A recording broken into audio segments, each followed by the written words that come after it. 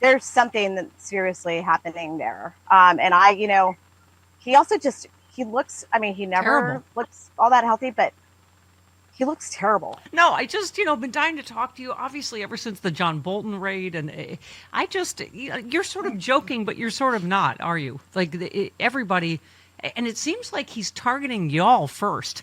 Miles Taylor, people that Yeah. worked, not just lifelong Republicans, but that worked with him, right?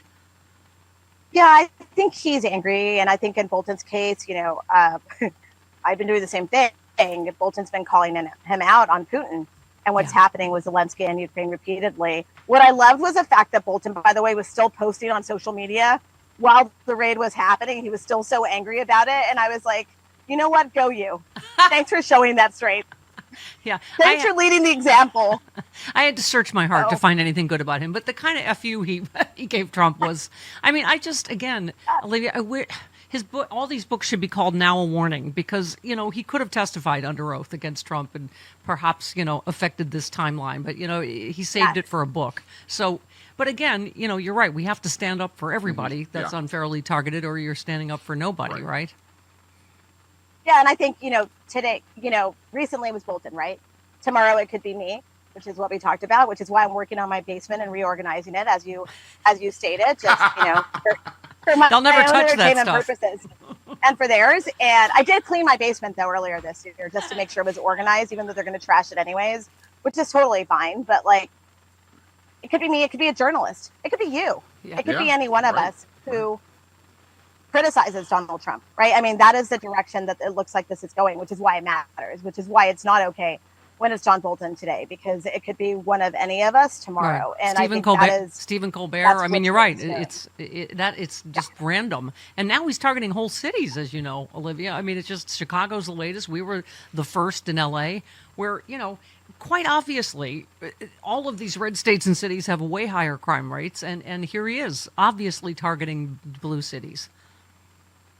And I think he'll continue to do that. I think this is the first of many. I think their plan really truly is to have cops and military on the streets, federal law enforcement, sort of as a force of show, but also to desensitize us to the fact, because this isn't normal. But I think they want it to start to feel normal as we go into the lead up into elections, which I think is actually the point. Yeah.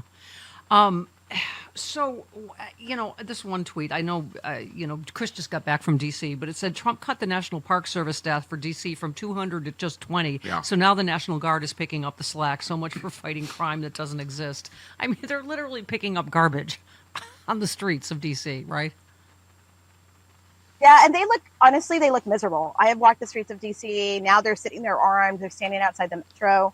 This isn't what they're meant to be really Right. doing, And I think my biggest worry is that, while the Guard is sitting in DC and these National Guard troops are being deployed across the country, what happens when the next hurricane hits and they have to deploy to that or respond and actually provide a response in a crisis and support and help and security to the American people? Yeah. They'll be tapped out, or they have to be reorganized and sent forward. And so I think that's what's so bothersome to me, is just that the theatrics of this and what it actually affects and the impacts that it has in other situations that are actually critically important. Yeah, and the pettiness is just endless, right? He cuts Kamala Harris's Secret Service protection. She's supposed to have it for another year, right? And right before she starts her book tour, and thanks to Governor Newsom and Karen Bass, California Highway Patrol is going to step in and protect her. But it's just there's no end to his petty vindictiveness, is there?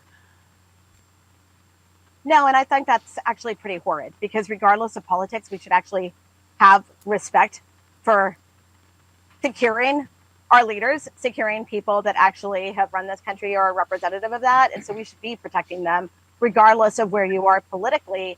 And I think this is just exactly like you said. This is Donald Trump and his vindictiveness and pettiness. I mean, look, he took Secret Service away from John Bolton, and he has, a target on his head from the Iranians. We don't know what targets Kamala Harris has on on her back. I mean, it could be global, right? It likely is, and because that's who they target. Right, being, Olivia, the first black female vice president, that, Biden also did it because of the threat level, because it was necessary, not just because he liked her. And, again, don't tell me both parties are the same. Joe Biden extended protection to Trump and, his kids even, right? I mean, exactly. In fact, Sylvia said, those saying that Harris didn't deserve extended Social Security protection, keep in mind Trump did the same damn thing for Don Jr., Ivanka, and Eric after his first term was over, and they were adults who could afford their own security. They were not government officials. And, again, we've just sort of left any kind of common decency. Joe Biden did it because he's a decent guy. He just extended. But everything we thought was a norm is just not anymore, is it? No, it isn't. And I think, again, it is about decorum, things that we do in a functioning democracy, things that we do out of respect for each other. And I think right now we're backsliding and we're seeing that completely go out the window. So you wrote a piece, you said that, when you actually said, well, the FBI didn't show up at my house this week yet. So there's that. Happy Labor Day. Oh, God. But oh, my God. You just go through all the chaos. The CDC, obviously you were there for the COVID response the first time and saw how disastrous it was. Now Dr. Reiner, we have doctors saying, do not listen to HHS. Mm-hmm. I mean, here he is. If you're pregnant and you want to know whether you should be vaccinated, talk to your obstetrician. If you're wondering this flu season and COVID season whether you should vaccinate your kids, talk to your pediatrician. These people have spent their lives taking care of America, and these are the people that most Americans trust, and these are the people that Americans should continue to trust. Do not trust, in my opinion, the leadership of HHS. Wow. I mean, but this is where we are, right? I mean, and not to be, but Greg said, just saw someone to refer to Bobby Jr. as a microwave Mel Gibson, and now I can't unsee it. Oh, my God. Wow. I prefer Thanks, Matt. Yeah. I prefer boiled catcher's mitt. But anyway, yes, that swims in sewage and eats roadkill to tell you what's healthy for you is really... And again, the gaslighting and these, like, North Korea-style cabinet meetings... Yes.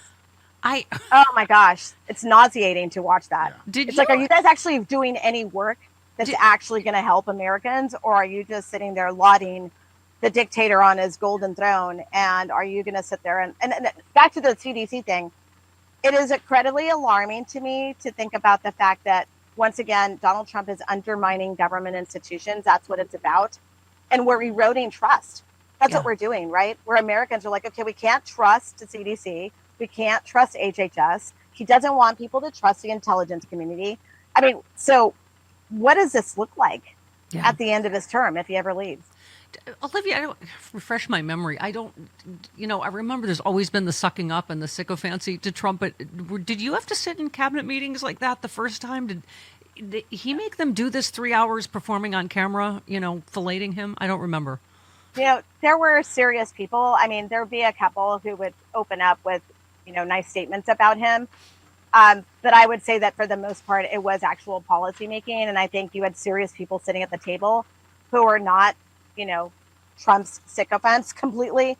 And there were a few, but I think now what you're seeing is a fully Trump loyalist cabinet who is not going to stop him from his veteran instincts. I mean, I used to take out the remarks in Mike Pence's just to make you laugh. He always would laud Trump in his opening, his speeches and things. And I'd be like, no, he didn't. You did that. He didn't do that. Actually, he was actually impeding it from happening. So let's not thank him for this. Just move on. And he would write it back in. So, I mean, he knew his boss then, right? So now we have a whole table of people who are scared. Couldn't you go behind Mike Pence's back to Mother and get her to? Oh, come on, stop it.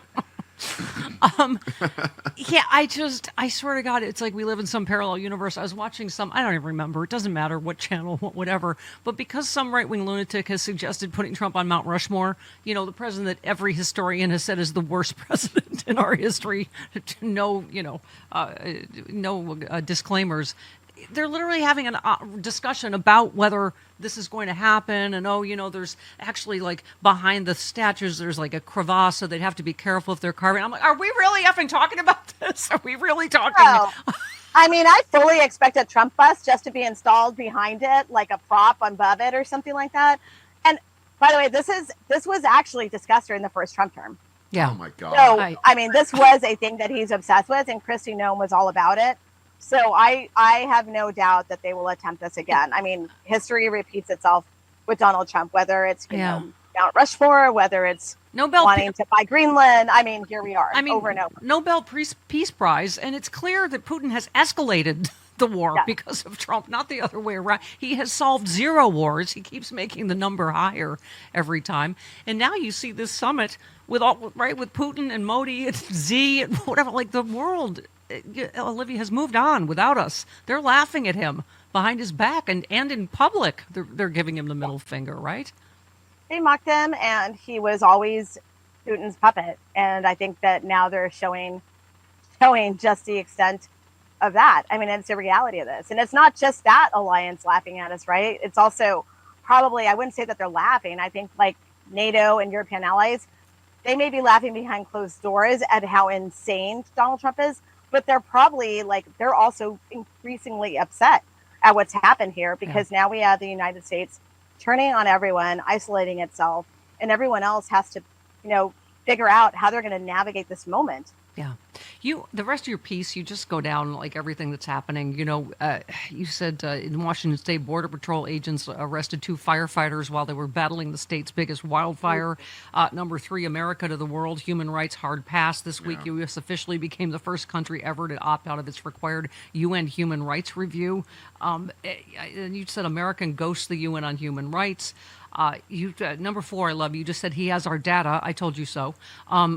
We're talking about the whistleblower that says Doge has all of our social security numbers. Yeah.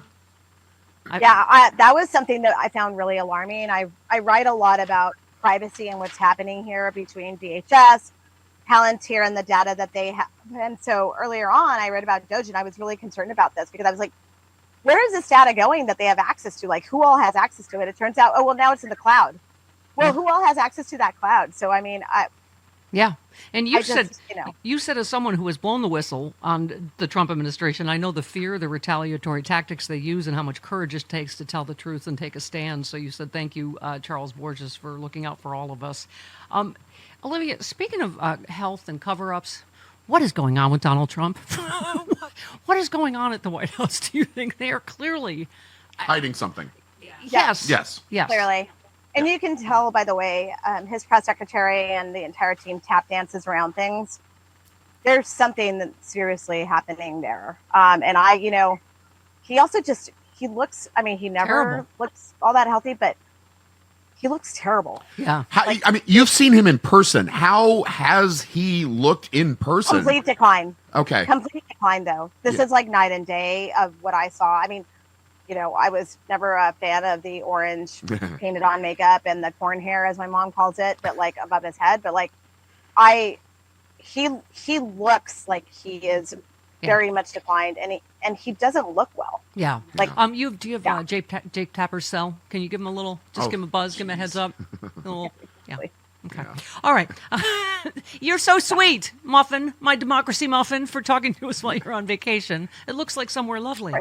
Gladly. I'll tell you all next time where I am. Exactly. I know. And listen, stay safe, and we love you, and thanks for taking time. And subscribe to Olivia's Substack. It's amazing. We have linked to it, living it with oliviatroy.com. We've linked to it on all our socials. We love you, honey. See you soon. Thank you. Take care. Thanks, Bye. Olivia. There she goes. Well, CPAP machines are the worst, right? Who can sleep at night with that mask and hose strapped to your face? But without it, breathing is disrupted, and if you have a higher risk of dementia, stroke, heart disease, or premature death, the bottom line is if you snore now, you are at heightened risk of requiring a CPAP machine later. So now is the time to stop snoring. One of the smartest, fastest, easiest ways to stop snoring is Zypa. Zypa is the comfortable doctor-designed mouthpiece that can stop snoring as fast as the first night.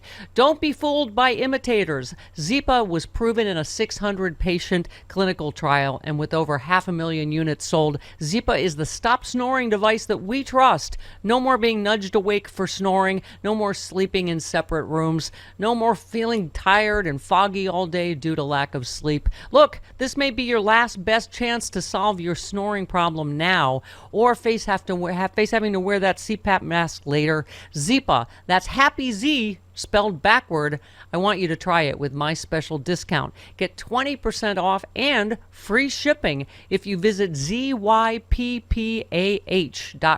Use that promo code SNORE. Again, the promo code is SNORE at zyppah.com.